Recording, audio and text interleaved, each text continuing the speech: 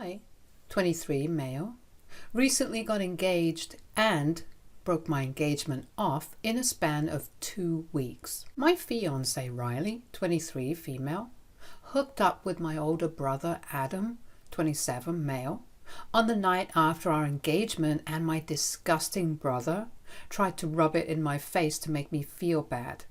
Riley and I had been together for almost 3 years, but she threw it all away for my brother. On the night of our engagement, she told me she was thrilled to be marrying me, but went back on her word the very next day when she hooked up with my brother. I was very upset about it and broke things off through text and blocked her. I also changed the locks on my house so she wouldn't be able to come back home. Riley and I had been living together for the past year, and it had been going really well, so I thought that it was the right time to propose. I never thought that she would end up betraying me for Adam, of all people, because she knows that he and I have an intense rivalry and don't get along at all. My dad passed away when I was a baby in an accident, and I barely have any memories of him. Adam had spent some time with him at least, but I have no recollection of what he was like. Adam never liked me, and growing up he was my biggest enemy. He was always a bully, and my mother, being a single mom, didn't really have time to deal with our sibling rivalry because she had more important things on her mind, like paying the bills and making sure there's food on the table every day. Our uncle, my dad's brother, visited a lot and tried to help out as much as he could. My mother kept in touch with my father's family even after his demise for their sake, because they'd already lost their son. They didn't need to lose their grandkids too. My uncle was pretty much the only father figure I have ever known, and he still is my go-to person. For Adam, it was my mother. My mother didn't play favorites, but it was very apparent that if she had to pick one, it would be Adam. And that made our sibling rivalry even more intense because I wanted to be my mother's favorite as well. Unfortunately, I was always a bit of a loser growing up. I wasn't good at sports, and I was mediocre at best when it came to academics. I was quite skinny, and I didn't have any such talents that could set me apart.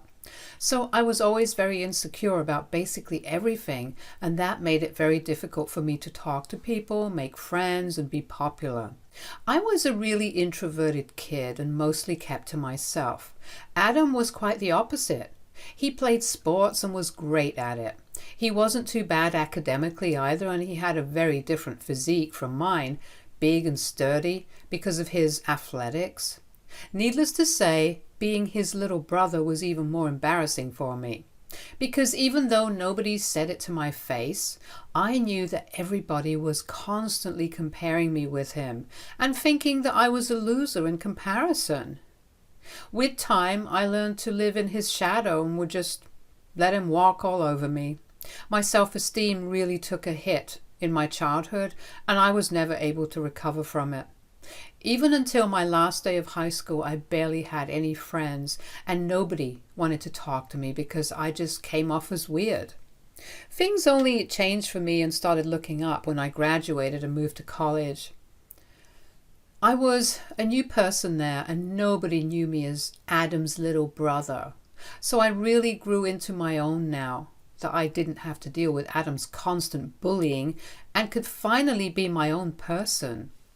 I know it sounds cheesy, but I'm so thankful that I was able to go to college out of state where nobody knew me, because I don't think I would have been the person that I am today had it not been for that experience. And I have my uncle to thank for it, because he was the one who paid for me to go to college. My mother had told me that she wouldn't be able to afford to send me to college so far away and wanted me to pick a location closer to home, within our city if possible. But I had my mind set, and my uncle offered to cover me and stepped up. I made a lot of friends there and graduated at the top of my class. My mother and uncle attended my graduation ceremony, but Adam didn't, even though I'd been present at his. After moving out, Adam and I didn't really keep in touch. For obvious reasons. He hated me for no reason, and I hated him because he made my childhood and teen years a total nightmare. I was glad to be rid of him, and we only met on the holidays or whenever we would come back home for birthdays. It's been years, and that's the arrangement that we stuck to.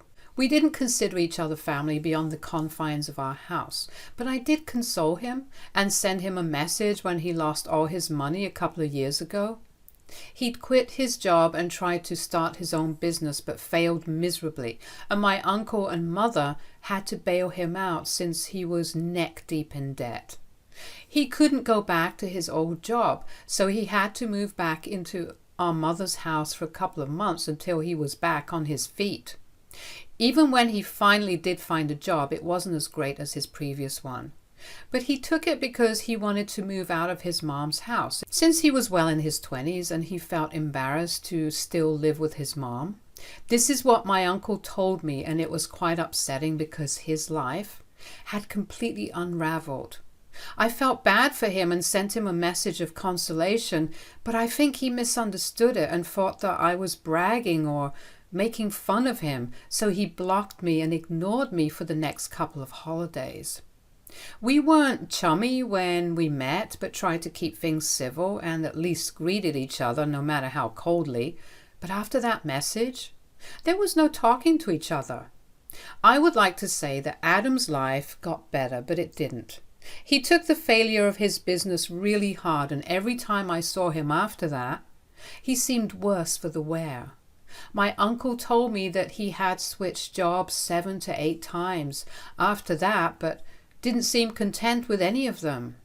His clothes got shabbier, and we could physically see the state of his mind reflected in how he acted at family gatherings. He was always either drinking or quietly staring at nothing. I say this from the bottom of my heart, but it really made me feel bad for him when I saw him in that state. I had always hated him growing up, but now it was just very difficult to hate someone who was already going through so much. My uncle always tried to include him in our conversations, but he didn't seem interested and would always take off early. I had also started bringing Riley to these gatherings after we had been together for a year. She knew about Adam and even seemed concerned about him, but there was not much that we could do. Fast forward to our engagement, which took place 2 weeks ago. Riley and I were at my uncle's house for his birthday dinner. I had asked him first and made sure that he was okay with me proposing to her at his dinner party, and he was, so I went ahead with it. The family would all be there anyway, and my uncle had a beautiful house with a lovely garden, so it was just the perfect place. I had even invited her parents, but they weren't going to show up until after the proposal, so she wouldn't be able to guess what was about to happen.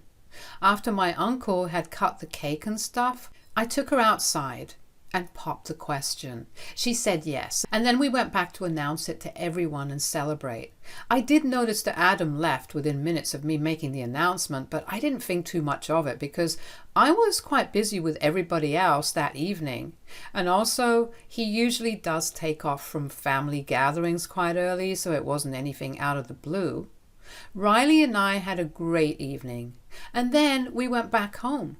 She didn't mention anything about Adam or his weird behavior to me after we got back home, which she usually does whenever we go to any family event of mine. We were both really wine drunk and tired, so I was knocked out as soon as my head hit the pillow. But I did wake up accidentally around 2 in the morning because I had to use the loo. When I woke up, I realized that Riley was still on her phone, and when I asked her who she was talking to, she told me that she was telling a couple of her friends about the engagement. That seemed innocent enough, so I didn't suspect anything and went back to sleep soon after. But 2 days later, while I was at work, I received a bunch of texts from Adam. It was really unexpected because the last time we had a conversation, he had blocked me. It was just screenshots of his conversation with Riley, and in those chats, they were planning to get together and hook up, which they did. It started with Adam reaching out to her to congratulate her on the engagement, and she asked him why he wasn't present for the rest of the evening. So he told her that he was just upset about a lot of things and wanted to get out of there while he could, because he didn't want to intrude on my happiness. He talked about how we have never been friends, and he felt like it was inappropriate for him to be present on such an occasion for me, so he left. He was making himself look like some sad little puppy who wasn't wanted. But the truth is that I really wouldn't have cared if he stayed for the evening. He only wanted Riley to sympathize with him, so it would be easier for him to manipulate her, and that's exactly what happened. She started consoling him and told him that there was somebody out there for him. She also said that I was a great guy and I didn't mean to rub it in his face, so she apologized on our behalf if he felt bad about what happened. And Adam responded by saying that he wouldn't ever be able to find someone like Riley, so he didn't see the point of even searching. That sly jerk started flirting with her, and she flirted back in kind. And suddenly they were making plans to meet. And I know for a fact that she did go over to his house the night after our engagement, because she told me that she was going to spend the night at her friend's place to tell her everything about the engagement. On top of that, Adam had also sent me pictures of Riley's clothes on his bed, and that was all that I needed to see. It was a sick and disgusting thing to do, and it really caught me off guard. But I took the rest of the day off and went back home immediately after I received Adam's text. I was sobbing uncontrollably, but even with tears in my eyes, I decided to get the lock changed and started packing whatever I could lay my hands on. Whatever I saw and knew that belonged to Riley, I put in a cardboard box, and once I was done, I placed it outside the door. By the time I was done with all of it, it was almost time for Riley to come home. I hadn't seen her since the previous night because she told me that she'd go to work directly from her friend's place. But of course, now I know that she went to work from Adam's house. I wanted to break up with her in person, but after a while I decided that it wasn't worth it because she had cheated on me literally the day after I proposed, and she promised to spend the rest of her life with me. I was very upset, so I decided to end it through text. I sent her a message saying that I knew that she had hooked up with Adam, and I didn't want to be with her anymore. I told her that she disgusted me, and said that all her stuff was right outside the door so she could just grab the box and go because I didn't want to see her. If she had left anything at home, then she could come back later and collect it. I told her that we were over, and then sent the message and blocked her. A few minutes after I sent that text, Riley was at my doorstep, knocking and begging me to let her in. She was devastated, and I could hear it in her voice. She was begging me to give her a chance to explain herself and kept telling me that she knew she had made a huge mistake, but she just wanted me to hear her out. It went on for about half an hour, and it was incredibly difficult for me to keep my calm and ignore it. But after she had tried everything, right from crying to manipulation and back to begging, she finally left.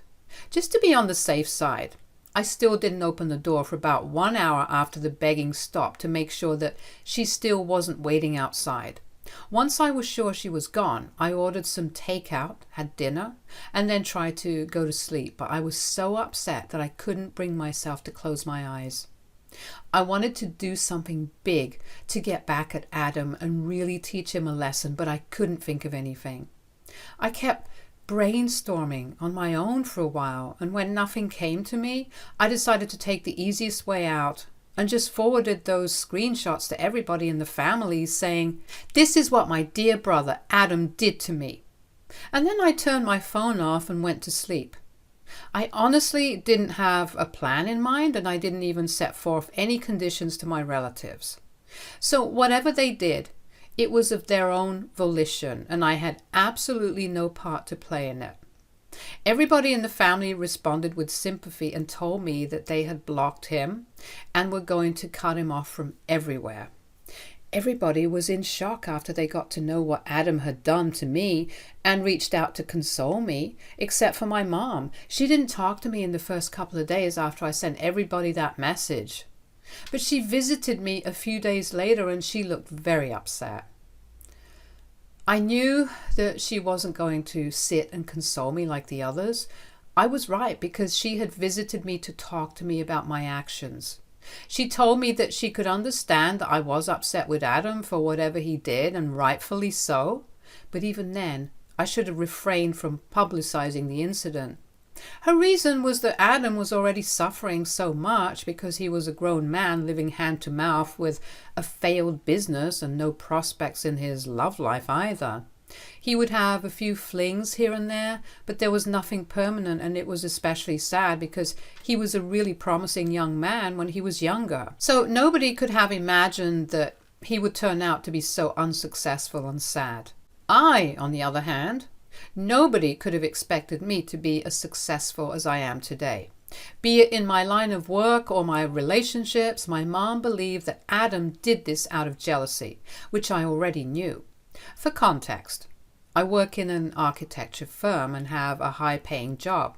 I worked really hard to get where I am now, and if Adam had researched his business properly instead of rushing into it head first, then it wouldn't have failed, and he wouldn't be earning less than half of what I make. But coming back to the point, while my mother was telling me all of this, it almost felt like she was trying to justify what he did. So I interrupted her and asked her if she was actually trying to make it seem okay for Adam to hook up with my fiancé just the night after we got engaged simply because his life was sad and pathetic. She took a minute and then she said that it wasn't okay, but I needed to understand where he was coming from and be a little sympathetic and forgiving. She went on to tell me that the family cutting ties with Adam had hit him really hard and he was miserable. The family get-togethers were the only thing that he had going on for him because he felt embarrassed to be around his friends who were a lot more successful than he was. So he didn't keep in touch with them, and family was all that he had.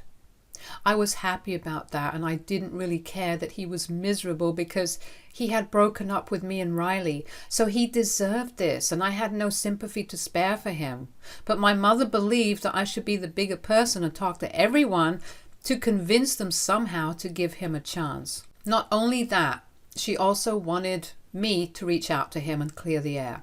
I told her that I was not doing any of it, and she was crazy to even expect that I would reach out to the person who ruined my relationship on purpose. I really just snapped at her. I told her that I knew she had favorites, even though she didn't really make it evident. But she didn't have to rub it in my face and make me feel so awful. I told her that if I had done the same thing to Adam, then she wouldn't have been trying to justify it and make it look like no big deal. She probably would have been all up in arms about it, and I knew that for a fact. She tried to deny it and we started arguing. It turned into a big fight where she got very upset and huffy. She left the house after saying that she wouldn't talk to me until I reached out to Adam and tried to sort things out with him. It's been a couple of days since then, and my relatives have been checking in on me. Mostly it's my uncle who's been texting me daily. Riley also sends me messages from time to time, hoping to win me back or at least have a conversation with me, but I haven't replied to her. I haven't blocked her yet either, but I know that I have to, and I will eventually. The only person that I haven't heard from after our big fight is my mother, and I really feel bad about it. I already mentioned that I knew my brother was her favorite because they always seemed to have some inexplicable bond, even when I was a kid. But my mom never played favorites. That's up until now, at least. I just feel very confused about what she said. I am content with my life right now, and it's not like I'm depressed or whatever, but I do want my mother in my life. But I don't think I agree with her opinion on the whole Adam and Riley situation. So what do you guys think? AITA for sending my family proof of my brother and my fiancé cheating on me? Update 1. The people have spoken and people have been hurt. Thank you so much for all the comments on the original post and for reading through it so patiently. I'm glad that so many of you had great advice for me on what to do next and reassured me that I wasn't in the wrong, because my mother saying all that really made me feel that I was somehow out of line for what I did. But evidently, that's not the case, and I have no need to reach out to anybody. I also spoke to my uncle about what my mom said. I hadn't told anybody earlier because this was kind of personal, and I didn't want to discuss this with other people. But my uncle is family, and I felt considerably better after speaking to him. He told me that he had also noticed my mother always favored Adam over me. It wasn't always very obvious, but it was definitely there, and anybody with a brain could tell that she had a favorite, and it wasn't me. He told me that he really felt awful about what happened with me because he knew how strongly I felt for Riley, and yet she didn't think twice before hooking up with Adam in spite of knowing about our relationship. It was upsetting, but there was not much that I could do. And I was honestly kind of okay, since I think that I dodged a bullet there. I haven't moved on from her entirely, but I know I'll get there. That's really not what I'm worried about. However, my relationship with my mother is something that I don't want to lose. But if she acts like this and victimizes Adam, then I don't see a way for us to get along or reconcile.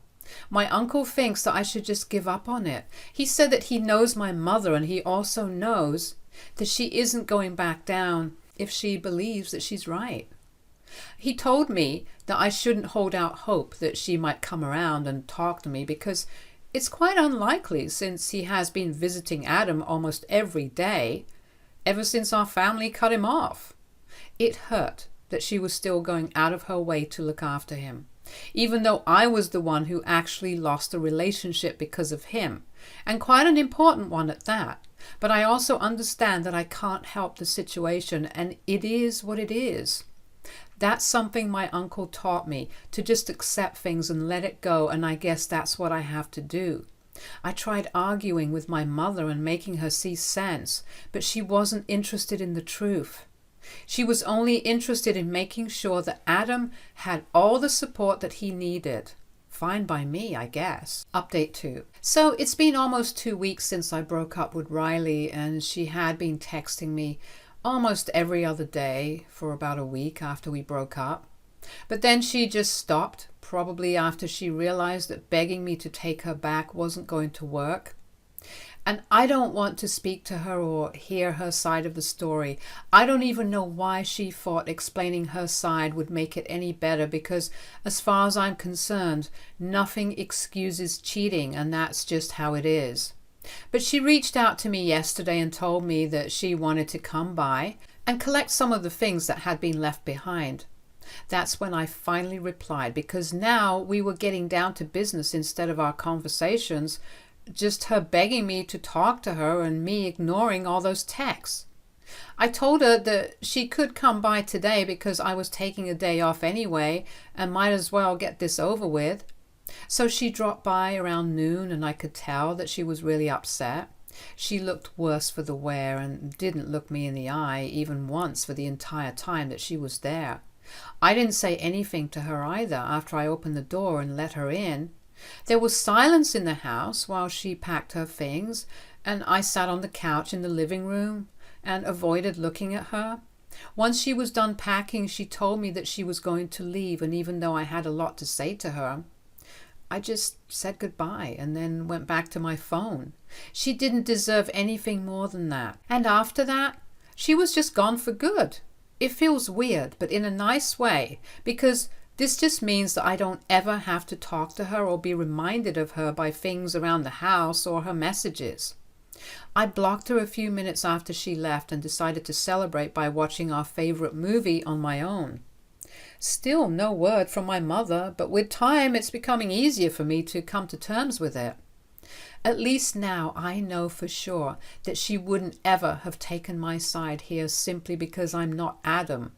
So whatever I did for her would never be good enough, and honestly, I'm sick of trying. My uncle told me that he also had a fight with her recently while he was trying to defend me, and she didn't like it, so they aren't on speaking terms anymore either. I can't believe that she is willing to sacrifice her relationship with both of us just so she can continue defending Adam, even though she knows that he's a jerk. It just doesn't make any sense to me, but I guess if that's what she wants, then whatever. Update 3. It's been a month since I posted here last, and I can't believe that until a month ago I was still whining about how my mother doesn't love me. But I'm better now, and I just don't care about what my mother thinks. She's just as delusional and selfish as my brother, and that's probably why they get along so well, because they're both horrible people, and I was quite unfortunate to be related to both of them. But now I have no ties with either of the two. And I am so thankful for it, because they don't deserve somebody like me, and neither did Riley. I was always too good for them, and if they couldn't see that, then that's on them. It's their loss all the way. I don't have to feel bad for anything, and that's exactly why I don't feel bad about the fact that nobody from our family talks to them anymore and doesn't invite them to any events. They just have no link to any of us anymore, and I couldn't be happier about it. Riley and I haven't spoken ever since she came back here to collect her things for one last time, because I blocked her afterwards. And so did most of our common friends after they found out the real reason behind our engagement falling through. But my mother did try to reach out to me a few days ago, and even now she doesn't think that she needs to apologize to me, which is just insane to even think about. Even in the last conversation that we had, she was still harping on about how Adam is suffering and has been diagnosed with clinical depression. I told her that I could give her a psychotherapist's phone number, but nothing else, and I definitely wasn't going to talk to our family members now to make them sympathize with him. And then she started trying to manipulate me by going all emotional and sentimental on me. She was really laying it on thick and said that she had already lost her husband. She didn't want to lose the two most important men in her life now because of some stupid, petty fight over a girl. It was interesting that she saw the fight as stupid and petty, because the way I remember it, the fight was not over some girl. It was over my fiancé. And it was neither stupid nor petty because Adam had decided to hook up with Riley on purpose, all because he wanted to make me feel bad. So I think I was perfectly within reason to be mad at him and never want to speak to him again. As for the rest of our family, I hadn't coerced them into doing anything. They cut Adam and my mother off because of their own behavior, and I had absolutely nothing to do with that. So if they want to blame somebody, they should blame themselves. This is what I told my mother before blocking her. Now I can finally move on with my life, and they can go to hell for all I care. Stay tuned for more stories from Our Girl Relationships.